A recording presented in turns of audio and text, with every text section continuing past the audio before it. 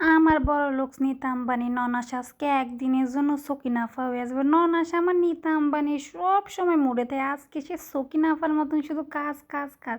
Hello everyone, আসসালামু আলাইকুম। আজ যে মইমন বড়লোক ননাসের কথা নিয়ে চলে আইছি।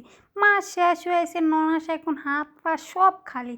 সে এখন এখন একটা বিজনেসের এই উদ্যোগে উঠছে। সে এখন আজকে নারিকেল টারিকেল বিক্রি করে আবারও সেই সকিনার টেনে নীতা আম্বানি হইয়া যাব। তো এই তো পূর্বে না নীতা আম্বানি তার বাসা থেকে ল্যান্ড করে এখন সে সকিনা আপা হইয়া বাগে বাগে এখন সে কী করিতেছে আমি নিজেও জানতেছি না। আর আমি ক্যামেরাম্যান, আমারে পাইলে যে কী করে সে নিজেও জানে না। এই একটা লাড়ি দিয়া দৌড়ান দিব, ওই ওইটা দিয়ে আমারে পিটাইব।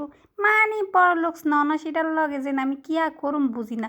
তো এই যে আজকের লাগাতে সকিনাফা হয়ে গেছে। সকিনাফা হওয়ার কারণ আছে, কারণ নীতা আম্বানি সহসা মাটিতে পা দেয় না, সে সবসময় খাটের উপর বসে বসে অর্ডার দেয়। কিন্তু আজকে নীতা আম্বানি সে আজকে ডাবওয়ালা ডাব বিক্রি করতেছে।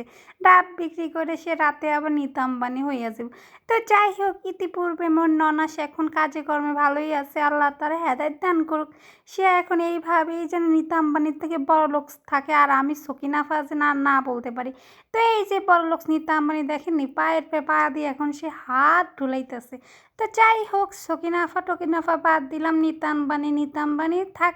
2 দিনের জন্য একটু সকিনাফা হয়ে যাক, কারণ টাকা না থাকলে নীতা আম্বানিরও সকিনাফা বলতে